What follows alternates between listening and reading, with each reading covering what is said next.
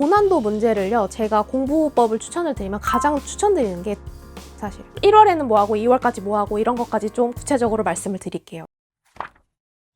안녕하세요, 서린작가입니다. 벌써 겨울방학 시즌이 되었죠. 겨울방학 맞아서 어떻게 공부해야 될지 지금 고민하고 계실 텐데, 지난번 어떤 킬러 문제를 없앤다 막 이런 논란이 일고 나서 뭐 수학도 그렇고 약간의 어떤 출제 변화 기조가 보인다라고 하는데, 영어는 큰 변화는 없었지만 약간의 어떤 변화의 노력이 보인다라고 제가 미묘하게 느낀 부분이 있어요. 그래서 이런 변화 기조에 맞춰서 현재 영일만도 개정을 한 상태고요. 그래서 영어에서는 어떤 경향이 있었는지 오늘 좀 살펴보고 구체적으로 겨울방학 공부 계획 제가 세워드리겠습니다.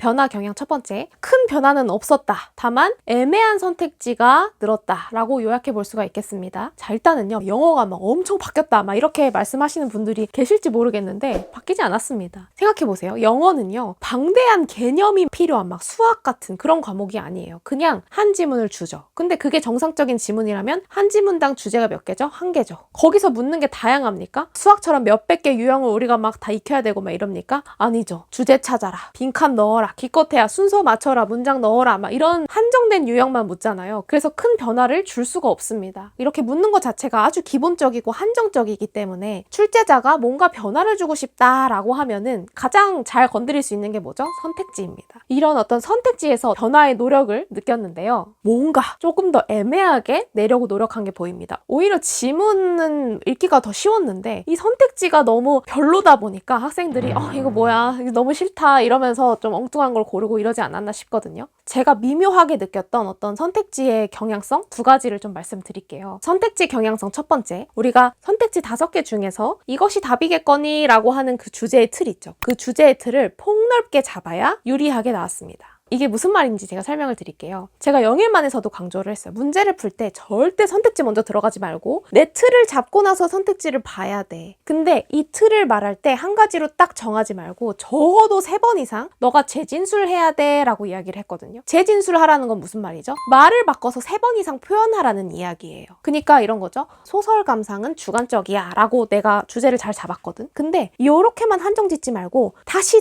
이 말을 해보라는 거죠. 소설은 주관적인 니까 개인적이야. 개인적이고 그러니까 사람마다 다 다를 수가 있어. 또 소설은 사람의 감정이나 생각이나 경험에 따라서 다 다르게 보여. 막 이런 식으로 내가 같은 말을 여러 번 바꿔서 이거를 정답의 틀을 풍부하게 키워놓고 선택지를 들어가야지, 소설은 주관적이야, 이게 답일 거야 라고 기대하고 가면은 내 마음에 드는 게 없다니까. 그래서 이렇게 재진술하고 내가 충분히 어떤 틀을 잡고 들어가는 훈련이 된 학생에게 유리하게 나왔다라는 거예요. 이러려면 제가 평소에도 강조했던 3번 틀 잡기 훈련 열심히 하셔야 되고, 그래서 풀 때 이런 마음으로 푸시는 게 좋은데, 어쨌든 겨울방학에 우리가 어떻게 해야 되는지 그 해결책은 제가 좀 나중에 정리해서 말씀드릴게요. 자, 선택지 경향성 두 번째는 뭐냐면요, 선택지 자체에 어떤 비호감도가 더 늘었다라는 거예요. 제가 예전에 그 선택지 고르는 영상에서도 말씀드렸듯이 매력적인 오답이 있으면은 그것의 반대는 뭐다? 비호감 정답이다. 그러면 매력적인 오답의 반대는 무엇이냐? 정답이긴 정답인데 비호감 정답이라는 거죠. 정말 골라주고 싶지 않게 생겼어. 뭔가 이런 것도 아니고 저런 것도 아니고 밍숭맹숭하게 생겼다는 거죠. 정답인데 비호감이야 라고 이야기를 했잖아요. 그런데 이제 평가원이 노력을 한 부분이 이런 정답의 비호감도를 더 높인 거죠. 근데 더 높였는데 뭘 사용했냐면요, 제가 정말 이걸 조금 미묘하게 느꼈는데 구동사를 많이 사용했어요. 구동사, 그러니까 이어동사라고도 이야기를 하죠. 그러니까 막 이런 거 get off, 뭐 hang up, catch up 막 이런 것들 있잖아요. 이런 것들의 사용을 예전보다 더 빈번하게 했다라고 느껴지거든요. 근데 이런 게 외국인들은 정말 일상적으로 많이 쓰겠지만 우리 같은 토종 한국인들한테는 이게 조금 껄끄럽고 어렵거든요. 왜냐하면 이런 게 좀 다이어처럼 느껴지기도 하고요. 우리는 그냥 뭐 integrate, 통합하다 막 이런 그냥 차라리 어렵고 깔끔한 딱 하나의 뜻이 나오는 그런 단어가 좋지, 막 catch up 이런 단어들은 해석할 때 좀 거부감이 들 수밖에 없다. 분명히 이런 약간의 거부감 때문에 지문 잘 읽어놓고 선택지 가서 껄끄러워서 답을 놓친 학생들이 꽤 많을 겁니다. 또 이런 구동사뿐만이 아니라 정말 다이어스러운 조금 어렵지는 않은데 거부감이 드는 단어를 일부러 좀 사용을 했다라고 느껴져요. 예를 들어서 모르는 단어는 아닌데 막 트랙이라고 하는 단어 있잖아요. 근데 트랙은요, 사실 이게 정말 트랙을 이야기할 때도 있고 자국, 바퀴 흔적 막 이런 이야기도 되고 추적하다라는 동사도 되고, 그러니까 약간의 어떤 느낌은 알고 내가 뜻을 모르는 건 아닌데 이런 다이어스러운 게 나오니까 내가 순간적으로 조금 당황을 하게 만드는 그런 단어들. 뭐 타이도 마찬가지로 묶다 이런 뜻도 되지만 연결하다라는 뜻이 되잖아요. 이렇게 뜻을 조금 여러 가지로 연결 지어야 하는, 쉽고 또 단어 크기도 작고 쉽고 뭔가 어렵지는 않은데 조금 의미 적용력이 있어야 요거를 충분히 좀 자연스럽게 소화할 수 있는 단어들을 일부러 많이 사용한 것 같다라는 생각이에요. 그래서 아마도 이 지문이 어려워서 정답률이 낮은 게 아니라 이런 껄끄러운 단어를 막 고민하다가 오역을 해버려가지고 정답을 놓쳐서 정답률이 낮아진 원인도 있다고 생각이 듭니다. 자, 그럼 이런 출제 경향이 있을 때 우리가 겨울방학 때 어떤 것들을 좀 주의하면서 공부를 해야 되고 1월에는 뭐하고 2월까지 뭐하고 이런 것까지 좀 구체적으로 말씀을 드릴게요. 일단은 우리가 전체적으로 주의할 점은요. 먼저 영혼 독해예요. 영혼 독해 잘 해야 됩니다. 근데 영혼 독해를 특별하게 어떤 다른 걸 해라 이런 게 아니에요. 제발 제가 말씀드린 원칙들을 살려서 하시라는 거죠. 영혼 독해를 할 때 실제로 과외할 때도 그런 학생들을 봤어요. 그러니까 영혼 독해가 이렇게 딱 알려주면 약간 성적은 아직 낮은데 머리가 좋은 학생들이 잘못 공부하는 경우에 조금 이런 경우가 있는 것 같거든요. 그냥 무조건 이거를 크게 받아들이면 되는 거야 라고만 생각하는 학생들이 있어요. 실제로. 근데 이런 학생들은 정말 독해할 때 크게 의미만 받아들이면 되는 거지 라고 오해를 해요. 거기 나오는 부연을 다 느끼지 않는 거지. 내가 글을 읽으면서 여기에 대한 어떤 예시나 부연이나 여기서 하고 싶은 말을 좀 더 풍부하게 받아들여야 되는데 사실 글 읽는 데에 진정한 관심이 없는 고로 별로 그렇게 독해를 즐기지 않는 고로 그냥 크게만 받아들이면 된다? 이런 학생들은 정말 자만하기가 쉽고 자기의 생각에 또 한번 빠지면 오역에 나기가 쉽거든요. 제가 그런 얘기 했잖아요. 영어 프레젠테이션을 나간다고 생각해라. 너가 이 글을 썼다고 생각해라. 내가 쓴 대본이고 내가 지금 이 대본 연습하는 연기자라고 생각해라. 제가 왜 이런 이야기를 했겠어요? 그러려면 어떻게 해야 돼요? 내가 마음을 실어서 읽어야 돼요. 내가 마음을 실어서 진짜 웬만하면 정말 독서실에서 읽지 마시고 내가 낼 수 있는 가장 좋은 목소리로 이거를 즐기면서 해야 되거든요. 그럴 때 진짜 이 글의 의미를 내가 풍부하게 받아들일 수 있고 내가 스스로 재진술을 할 수가 있다고요. 이거를 풍부하게 느끼는 영혼 독해 연습 제대로 하자. 자, 그다음에 두 번째. 자, 이 영혼 독해 훈련과 더불어서 가장 시너지 효과가 큰 유형이 있습니다. 어떤 거? 주제 찾기, 함축 의미 추론, 그리고 빈칸 추론에서 빈칸이 맨 앞에 뚫린 경우요. 요 세 가지는 겨울방학 때 꼭 마스터합시다. 그래서 영혼 독해를 어느 정도 습득했다면 요 세 가지 유형을 기출 훈련을 통해서 영혼 독해와 병행하셔라 라고 하는 거예요. 그러면 겨울방학 때 그 주제를 휘어잡는 능력이 커지기 때문에 그 밖에 다른 유형들은 덧붙이기만 하면 되거든요. 그래서 여기까지는 꼭 마스터를 하자라는 겁니다. 자, 세 번째는 확실히 조금 변화가 됐다라고 할 수 있는 부분인데요. 구동사, 그리고 다이어, 이런 것들을 우리가 소화해내는 능력을 좀 더 길러야 합니다. 그래서 영혼 독해를 하면서 만나는 그런 구동사들, 뭐 다이어들, 내가 조금 애매했던, 껄끄러웠던 그런 단어들을 무조건 다 적어서 다 외우셔야 되고요. 거기에 대해서 대처하는 그 경험치가 커져야 됩니다. 이렇게 애매한 단어가 나올 때 내가 이 단어 모르는 거 아니잖아. 캐치업 이랬어. 그럼 캐치업 이러면 내가 잡다잖아. 잡다니까 따라 잡다도 될 수 있고 뭔가 만나다 이런 뜻도 될 수 있고 이렇게 다이어에 대처하는 능력, 이 경험치가 커져야 됩니다. 그래서 이런 영혼 독해하면서 경험치도 키우고 단어 실력도 조금 더 키우고 하면서 가장 키우셔야 될 거는 뭐다? 멘탈이다, 멘탈. 내가 모르는 단어가 나왔을 때, 조금 아리까리한 단어가 나왔을 때 이 대처하는 요 멘탈을 기르셔야 됩니다. 제가 이 멘탈의 중요성에 대해서 좀 이야기를 하자면요. 이렇게 평가원이 여러 가지 변화의 노력들을 보이고 저도 태어나서 처음 보는 요 문제들을 이제 기출 볼 때 보잖아요. 그럴 때 이렇게 저도 느껴요. 엥스럽다고 느끼는 거죠.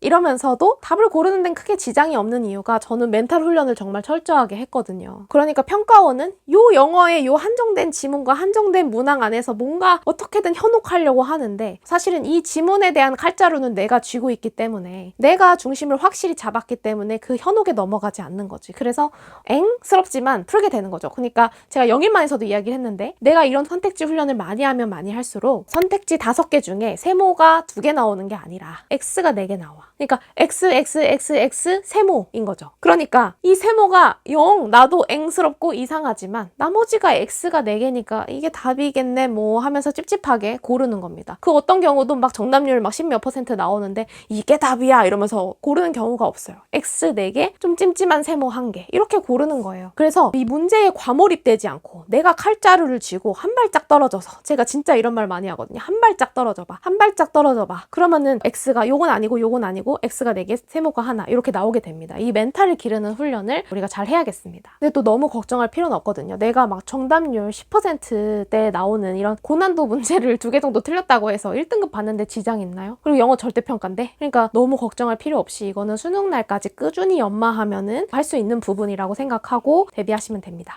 자, 그러면 이제 겨울방학 커리큘럼을 시기적으로 조금 더 구체화해서 말씀을 드리면요. 먼저 이런 학생들이 있을 거예요. 저는요, 노베이스예요. 저는 기본기가 없어요. 라고 하는 친구들을요. 이 친구들은요, 지금 12월부터 시작해서 1월 중순까지 빨리 베이스를 잡아야 돼요. 베이스라고 하는 거는 문법, 단어 이런 거잖아요. 절대 문법은 혼자 하지 마시고 인강 들으라고 말씀드렸어요. 근데 이 문법 인강이라는 게 정말 적당한 어떤 강의 수, 그리고 내가 저 선생님의 설명이 마음에 들고 귀에 쏙쏙 들어오고 목소리도 좋고 마음에 들어 라고 하면은 들으면 돼요. 자유롭게 고르시되 제가 1타 강사분들 중에서 소개를 드리자면 먼저 이명아 선생님의 1, 2강의, 그 다음에 두 번째 조정식 선생님의 괜찮아 문장, 괜찮아 어법편 이런 기본 강의들 들으시면 좋겠고, 제가 가장 추천드렸던 거 있죠. 워낙 옛날 강의라서 지금 EBS에서도 내려간 걸로 알고 있는데 로즈리 선생님의 그래머 홀릭이요. 이게 지금 EBS에서 내려갔지만 유튜브에 검색하시면 무료로 전강의 볼 수 있거든요. 선생님 이렇게 옛날 강의 드려도 됩니까? 당연하죠. 문법이 뭐 시대에 따라서 변합니까? 가장 잘 설명하는 사람의 강의를 들으면 되거든요. 그래서 무료 강의니까 요거 유튜브에서 들으실 분들은 강력 추천드립니다. 자, 근데 기본기가 된 이후에 또는 나는 기본기는 됐는데요 라고 하시는 분들은요, 이제 당장 고난도 문장에 대비해야 돼요. 실제 요 최근 기출 경향 중에 이것도 하나인데 진짜 지저분한 문장이 많이 보이더라고요. 진짜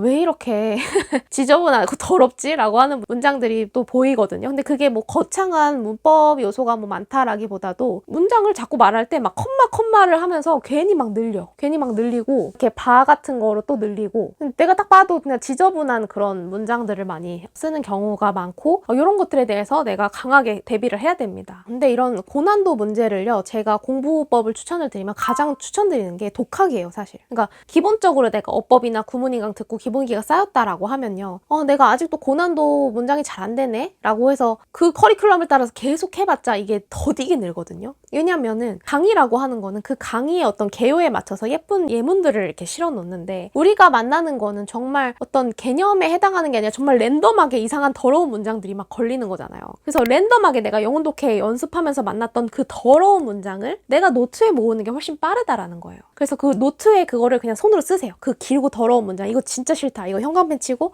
노트에 모으세요. 그래서 해설지 보면서 이거 어떻게 분석하고 어떻게 해석하는 건지 혼자 막 연구를 해가지고 알아내시라고요. 이게 이때 모르겠으면 그때 영어 잘하는 친구 또는 선생님한테 이 문장 어떻게 해석하는지 구조 분석해달라고 요청하세요. 그게 더 빠릅니다. 그래서 어떻게든 딱 더럽고 길고 막 복잡한 문장을 만났을 때 이렇게 마음속에서 신이 나야 돼요.